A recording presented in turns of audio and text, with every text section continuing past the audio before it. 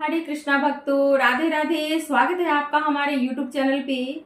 आज हम गीता का सार अध्याय से 20वां श्लोक श्रवण करेंगे, जिसमें कि भगवान श्री कृष्ण अर्जुन से देखिए क्या कहते हैं। इस श्लोक के माध्यम से हम समझने की कोशिश करते हैं। और चैनल पे अगर आप न्यू हैं तो प्लीज चैनल को सब्सक्राइब कर लीजिएगा और वीडियो को अपने दोस्तों के साथ ज्यादा से ज्यादा शेयर जरूर कर दीजिएगा। आइए बिना देर किए हम इस श्लोक को श्रवण करते हैं। न जायते म्रियते वा कदाचित् न अयं भूत्वा भविता वा न भूयः अजः नित्यः शाश्वतः पुराणः न हन्ते हन्यमाने शरीरे। अर्थात आत्मा के लिए किसी भी काल में न तो जन्म है न मृत्यु। वह न तो कभी जन्मा है न जन्म लेता है और न जन्म लेगा। वह अजन्मा, नित्य, शाश्वत तथा पुरातन है। शरीर के मारे जाने पर वह मारा नहीं जाता। अब बहुत से भक्त ये कहेंगे कि अभी तो पिछले श्लोक में आपने कहा कि आत्मा जन्म लेकर के बदला लेती है, तो उसी को हम नहीं, यह भागवत का श्लोक क्लियर कर देगा कि आत्मा जन्म नहीं लेती है बल्कि देह धारण करती है, भौतिक शरीर जन्म लेता है।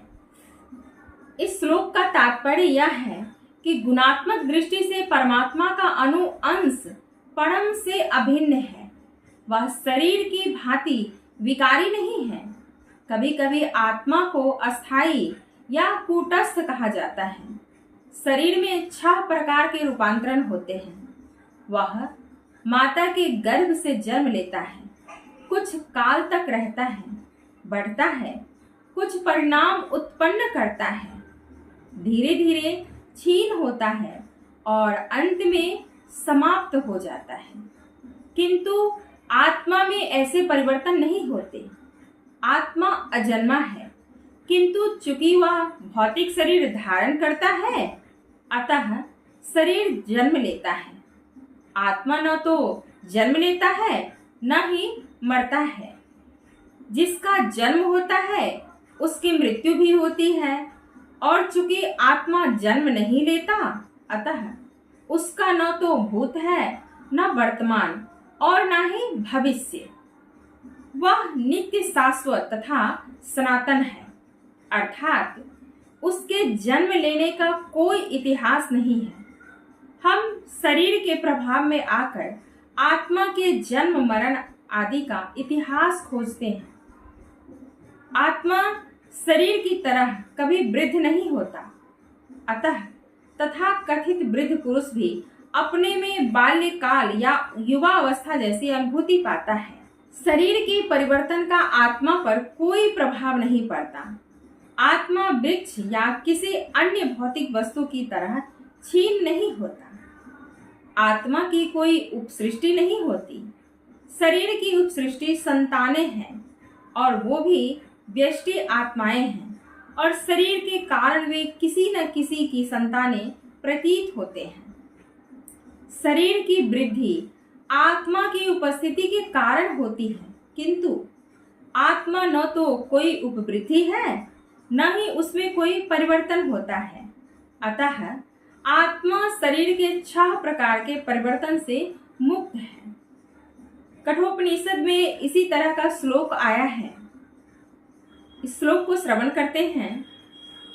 न जायते म्रियते वा विपश्चिन् नान्यं कुन्तश्चिन्न बभुव कश्चित् अजो नित्यः शाश्वतोऽयं पुराणो न हन्यते हन्यमाने शरीरे।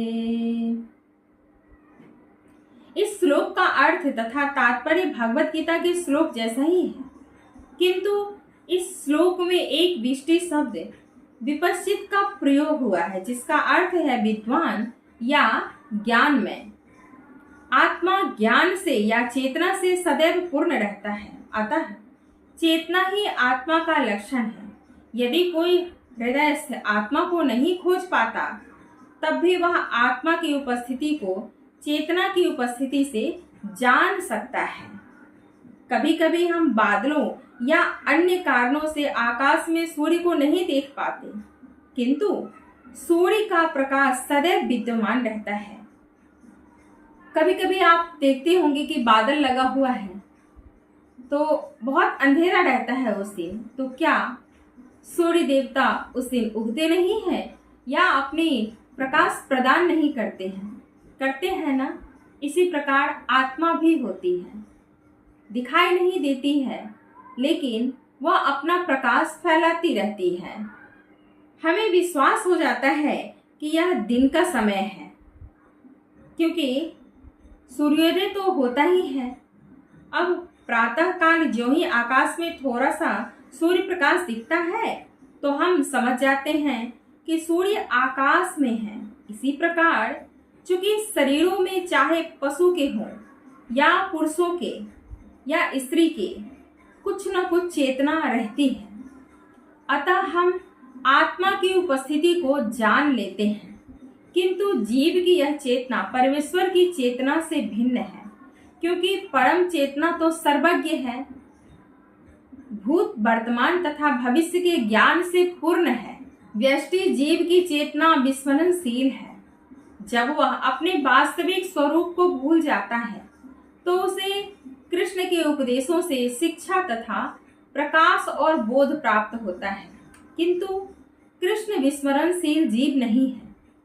यदि वे ऐसे होते तो उनके द्वारा दिए गए भगवत गीता के उपदेश व्यर्थ हो जाते, क्योंकि आत्मा दो प्रकार के हैं, एक तो अनु आत्मा और दूसरा विदु आत्मा। अब कठोपनिषद में इसकी पुष्टि इस प्रकार की गई है कि आत्मा दो प्रकार के किस प्रकार की है। तो आइए इस श्लोक के माध्यम से समझते हैं। अनुरणीयान महतो महीयान आत्मास्य जन्तोर्निहितो गुहायां तम क्रतुः पश्यति वितशोको धातुः प्रसादान् महिमानमात्मः।